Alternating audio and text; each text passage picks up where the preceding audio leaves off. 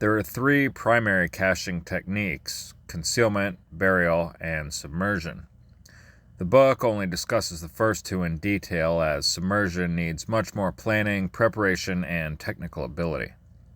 Concealment caches hide in or among other natural or man-made features or objects. Common examples are walls, floors, ceilings, culverts, sewers, wiring conduits, coniferous plants, hollowed trunks or logs, rock formations, caves, and so on. The principles of exposure and logic hold. The principle does not cache in areas frequented by others who could discover the cache. Imagination is the only limit. If the principle cases the location well, others will not find it. The primary advantage for concealment caches, from which other advantages derive, is the ease of use. Concealment caches are the easiest and quickest form of caching because the principle simply places them in an already existing feature. The simplicity and ease of emplacement also means that the packaging is often less critical in terms of preservation, especially for indoor caches. Disguising the container and its surroundings is the focus of attention. Outdoor containers need the addition of water resistance in case of rain or snow. Concealment caching is quicker and easier, thus, the cover is more secure by not needing to explain behaviors, equipment, or soiled clothes. The primary disadvantage is others can discover these caches more easily. Just as the principal found the location suitable, others may too. The environment limits concealment caches to some feature. Places like abandoned or unfrequented locales can attract rummaging explorers. The principal may lose access to indoor or private property caches, as they are susceptible to changes in ownership, repurposing, or damage. The principal uses concealment caches for items requiring quick or frequent access, which may justify less security. The principal uses concealment caches for smaller contents relating to operations such as communication, USB bootable Linux distributions, phones, radios, signaling items, administration, reports, files, dossiers, money, and encryption, cipher programs, encryption keys. These caches are usually around the size of a pack of cigarettes or smaller. The principal avoids using his own, relatives, or friends' residences, vehicles, or work locations as cache sites.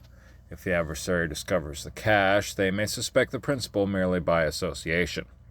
The cache locations should be those to which anyone can access for plausible deniability.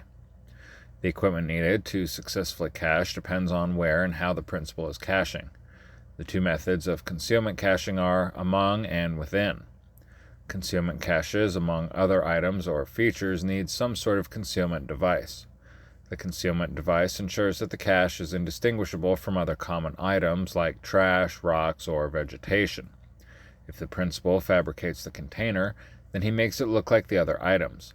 If improvising a container, then the principal may need to insert it into a concealment device.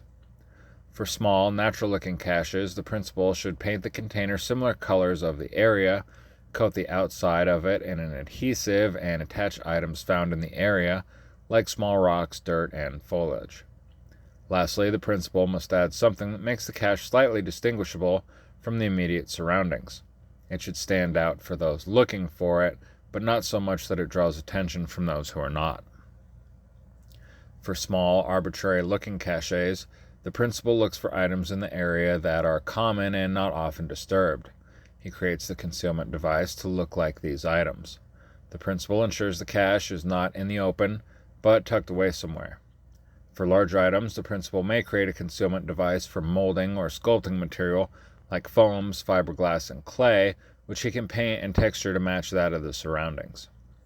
And placing the concealment cache is often straightforward. For those that hide among other features, the principal puts it where others cannot easily see it and walks away. For more exposed caches, the principal may need to blend so the cache is not in plain view. He nests it between other items. Examples include trash or foliage. Burial caches are those emplaced in the earth. The principal can cache in both urban and rural environments. However, the rural is more common because it offers more seclusion from human activity. There are two types of burial caches, vertical and horizontal. Vertical caches are the most common. The principal buries it down into the ground as opposed to the horizontal into a steep hillside or bank. Vertical caches are often more suitable as horizontal caches are more prone to exposure through erosion, but if there's no suitable vertical cache site, then horizontal is the choice. A benefit to horizontal caches is they offer better drainage during heavy rainfall. Just as concealment caches offer strengths and weaknesses, burial caches have their own. Where concealment caches lack in security, burial caches are secure for extended periods.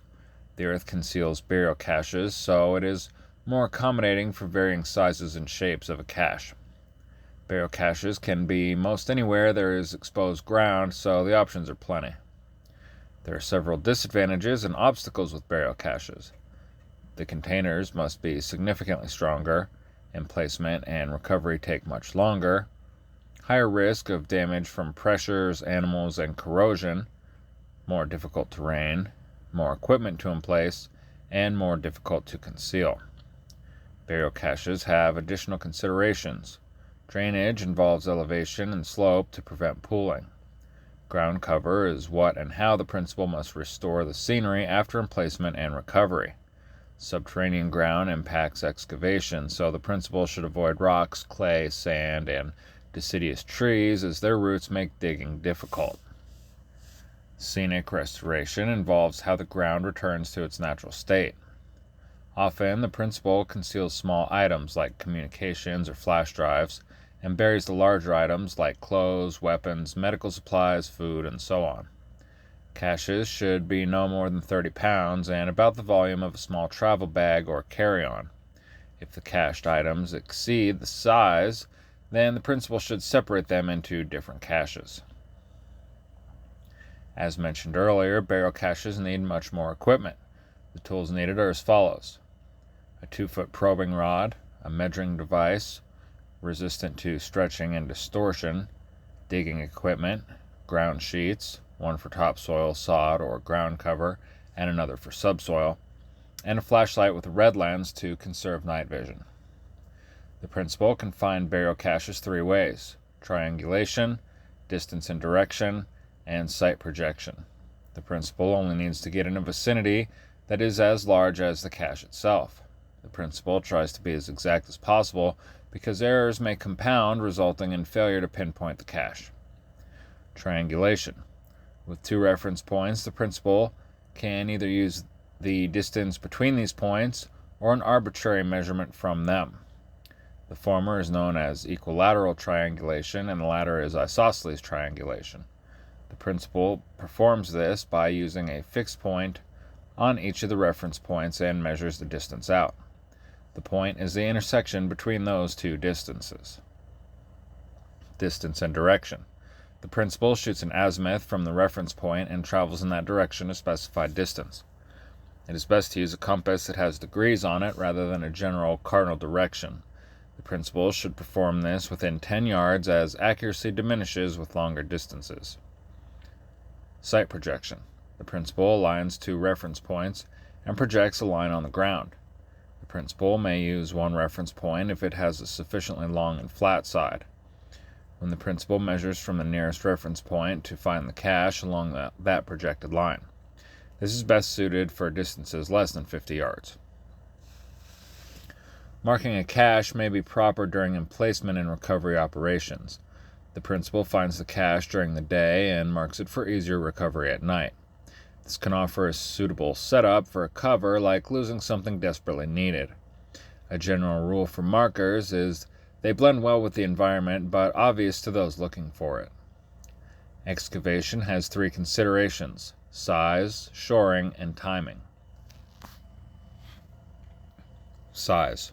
The size of the hole should only be as large as needed to effectively emplace the cache. It will be wider than the container because the principal must dig down 18 inches further than the height of the container.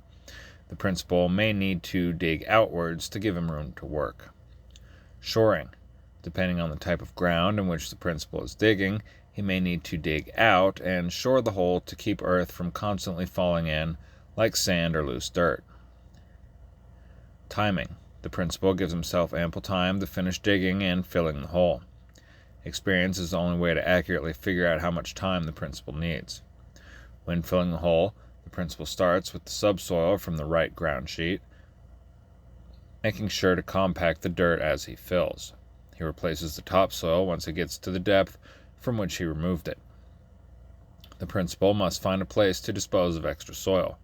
Creeks or rivers are best, but the principal may need to scatter it in a few different areas. The principal conceals the site by spreading the ground cover to return it to an untouched appearance. The principal must not leave anything behind outside of the cache. The principal makes a checklist of equipment and uses the list to account for everything he brought. The principal may return to the site the following day to make sure he left nothing behind and that the cache appears as it should. When recovering the cache, the principal must consider how he will fill the cavity once he recovers the contents. If the principal built the container appropriately, the principal may leave the container and place the contents in a backpack.